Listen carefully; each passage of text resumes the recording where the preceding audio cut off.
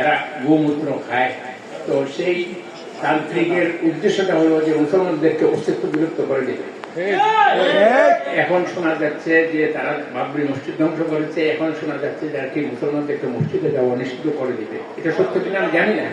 তো এই পর্যায়ে তারা যাচ্ছে এবং ইন্ডিয়া থেকে মুসলমানদেরকে যারা বাংলা বলে কিংবা উর্দুর সাথে মিক্সড আছে এরা ধরে ধরে বাংলাদেশে পাঠিয়ে দিচ্ছেন, বলছে যে এরা বাংলাদেশে নাগরিক, কিন্তু আসলে এরা মুসলমান। তো এই অবস্থায় মুসলমানদের অস্তিত্ব বিলুপ্তের পথে ভারতে। তো এই পরিপ্রেক্ষিতে পাকিস্তানের বিজয়টা খুব বেশি প্রয়োজন ছিল। তো আল্লাহর অশেষ মেহেরবানি, তারা আক্রমণ করে ভেবেছিল যে পাকিস্তান ধ্বংস হয়ে যাবে। তাদের টেলিভিশনে প্রচার করছিল যে পাকিস্তান থাকবে না, আর বাংলাদেশেও এখন আক্রমণ করার উপযুক্ত সময়। তাদের সাংবাদিকরা তাদের টেলিভিশন বলে আসছিল। তো এই উপযুক্ত সময়ের মধ্যে কিন্তু 2 দিন পার হওয়ার পরে 24 ঘন্টা পাকিস্তানি সেনাবাহিনী ধৈর্য ধরেছে। তারপরে যে প্রত্যাঘাত করেছে এতে শুধু ভারত না, সারা বিশ্ব স্তম্ভিত হয়ে গেছে। যে পাকিস্তানি যে এই যে প্রত্যাঘাত, এটা কোথার থেকে আসলো? অস্ত্রের দিক দিয়ে তো ভারত সব দিকে, পাকিস্তানের সৈন্য সংখ্যা 6 লাখ, তাদের হলো 15 লাখ। তো অস্ত্রের দিক দিয়েও তারা অত্যন্ত উন্নত পর্যায়ে ছিল। কিন্তু ওই যে পাকিস্তানিদের একটা জিনিস ইমানি বল। পাকিস্তানের সেনা প্রধান আসিম মনির ঘোষণা করেছেন এটা আমাদের ধর্মযুদ্ধ। আর তারা বলেছিল কি অপারেশন সিন্দুর, সিন্দুর কপালের যে হিন্দু মহিলারা সিন্দুর দেন, তাদের নাকি একজন অফিসার মারা গেছে, তার বউ মানে সিন্দুর নিচে সে বিধবা সাজছে, খালি সেই এর জন্য তার সম্মান দেওয়ার জন্য তাদের এটা ছিল অপারেশন সিন্দুর। আর পাকিস্তানের যেটা হইল কোরআন শরীফের পবিত্র আয়াতের আলোকে তারা বলছে যে এটা সীসার তৈরি প্রাচীর। তো পাকিস্তানের অপারেশনটা ছিল সীসার তৈরি প্রাচীর নামে তারা যেটা করেছিল। এবং সবচেয়ে বড় কথা, পুরুষ মানুষের কাছে তারা হারে নাই।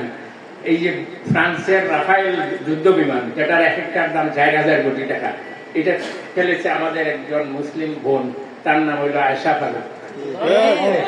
আয়েশা ফারুককে আজকে বিশ্বের মানুষ খোঁজ করতেছে যে কে এই আসমানের রানী। তার উপাধি দেওয়া হয়েছে যে আসমানের রানী, কুইন অফ দি স্কাই। তো এটা তো আমাদের গৌরবের ব্যাপার, এদের জন্য শিক্ষার ব্যাপার যে মুসলিম নারীদের কাছে পড়াশোনা হবে তোমাদের লক্ষ লক্ষ সৈন্য। বাংলাদেশে তারা আক্রমণের চিন্তা ভাবনা করতেছে, ষড়যন্ত্র চূড়ান্ত ভাবে করতেছে। 24শে জুলাই আগস্টের 5ই আগস্টের বিপ্লবের পর থেকে ষড়যন্ত্রের কোন যেমন বোঝা থাকবে তাদের মাথার বাড়ি পড়ছে, শেখ হাসিনা পলায়ন করে তাদের জ্ঞানে গেছে, তারা তার সাথে হাজার হাজার কর্মী নেতা কর্মী সব আশ্রয় নিচ্ছে। এটা তো দুনিয়ার ইতিহাসে বিরল। রাজনৈতিক দলের পরাজয়ের পর ক্ষমতাচ্যুতির পর এইভাবে পালিয়ে দেওয়ার ইতিহাস পৃথিবীতে এইরকম ভাবে নাই, অথবা মানে তারা যে এইভাবে হাজার হাজার গেছে এখনো যাইতেছে। রাষ্ট্রপতি, প্রাক্তন রাষ্ট্রপতি, যেসব অপকর্মের সঙ্গী ছিল হাসিনা, সেও তো পালিয়ে গেছে লুঙ্গি পরে এবং মাস্ক লাগাইয়া অসুস্থ লোক সাথে পালিয়ে গেছে। এখন ব্যাপার হলো আপনারা এমন একটা সংগঠনের সাথে জড়িত আছেন, এই সংগঠনের দিকে কিন্তু সাধারণ মানুষ তাকিয়ে আছে যে আপনারা কিভাবে কি করেন। এখানে প্রধান অতিথি সহ মানে যারা আছেন ইসলামের দোকানে এসেছে, তারা চাইতেছেন বাংলাদেশের মুসলমানদেরকে ঐক্যবদ্ধ করার জন্য। আর ঐক্যবদ্ধ না থাকার কারণে হাসিনায় 15 বছর 16 বছর অপশাসন চালাই গেছে এটাই সহজভাবে। তো আমি আজকে একজন সাধারণ নাগরিক হিসেবে অনুরোধ করবো, ওনাদের নেতৃত্বে যে প্রক্রিয়া চালু হয়েছে এটা সর্বাত্মক সহযোগিতা করতে হবে। আর এই যে বর্তমান যে অন্তর্বর্তী সরকার আসছে এটার সাপোর্ট দিব। তারা যে সংস্কারের কাজে হাত দিচ্ছে সেই সংস্কার করতে হবে, গণহত্যার বিচার করতে হবে। আর কেউ যে বিদেশে টাকা গেছে, টাকা আনার চেষ্টা হচ্ছে, কি পরিমাণ টাকা দিয়ে গেছে এটা তো কোনো হিসাবে মিলতেছে না। 18 লক্ষ কোটি টাকা কিনে রেখে গেছে। আর 48 বিলিয়ন ডলার মানে কোটি 48 কোটি বিলিয়ন ডলার বিদেশে পাচার হয়েছে, সেটাও উদ্ধার করার চেষ্টা হচ্ছে। তো এগুলার সময় সাপেক্ষ ব্যাপার। যাই হোক, এটা অনেক চিন্তার ব্যাপার আছে, আপনারা সবাই জ্ঞানী, আপনারা চিন্তা করবেন। আর কোন মুসলমানের আওয়ামী লীগ করা উচিত না, আওয়ামী লীগ করা উচিত না। ইতিহাস পড়েন, ইতিহাস ভালো করে পড়াশোনা করেন। 500 বছরের এই 700 বছরের ইতিহাস মুসলমানের যে শাসন করছে এই জিত তাদের রয়ে গেছে। এবং এই ভারতের মাধ্যমে বাংলাদেশ এজেন্টের মাধ্যমে মুসলমানদের কৃষ্টি কালচার নষ্ট করার ষড়যন্ত্রে তারা লিপ্ত। তো আমার শেষ কথা হলো এই যে অনেক কথা বলা আছে, দাঁড়াইলে বড় কথা বলতে ইচ্ছা হয় কিন্তু কথা বলতে চাই না, শরীরটা কিন্তু কাঁপতেছে।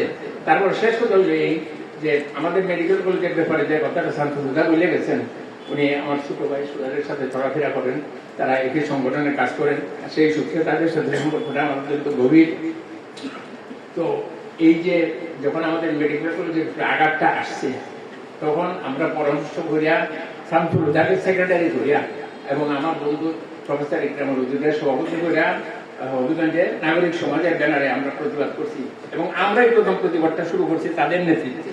আমরা সাথে রয়েছি স্বাস্থ্যমন্ত্রী, আমরা মহাসড়ক অবরোধ করছি, সরকারের উচ্চ পর্যায়ে তারা প্রতিনিধি দল নিয়ে ঢাকায় ঘোরাফেরা করছেন, শামসুল হুদা বিশেষ করে অত্যন্ত পরিশ্রম করছেন। আর এছাড়া হবিগঞ্জ জেলার সর্বত্র ইসলামী আন্দোলনের নেতা কর্মীরা আমাদের সহযোগিতা করছেন। তো আমি একজন সাধারণ নাগরিক হিসেবে আপনাদের প্রতি কৃতজ্ঞতা জানাই, ওনার প্রতিও কৃতজ্ঞতা জানাই। আর এখন যতটুকু আমরা খবর জানি যে মেডিকেল কলেজটা প্রত্যাহারের কাজটা এখন কিছুটা স্থগিত পর্যায়ে আছে, সরকার হয়তো চিন্তা ভাবনা করতেছে, হয়তো তাদেরকে মিসগাইড করে এটা করা হয়েছিল। তো ইনশাআল্লাহ আমাদের মেডিকেল কলেজ থাকবে, আর প্রয়োজনে আবার আপনাদেরকে নিয়ে আমরা আবার আন্দোলন করবো, যদি করি আপনারা আসবেন। সবাইকে ধন্যবাদ জানাইয়া মাননীয় প্রধানমন্ত্রীর কাছে ওনার দোয়া কামনা করে এবং ওনার জন্য দোয়া করি, উনি আমার জন্য দোয়া করবেন।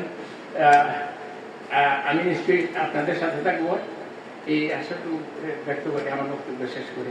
খোদা হাফেজ। বাংলাদেশ জিন্দাবাদ।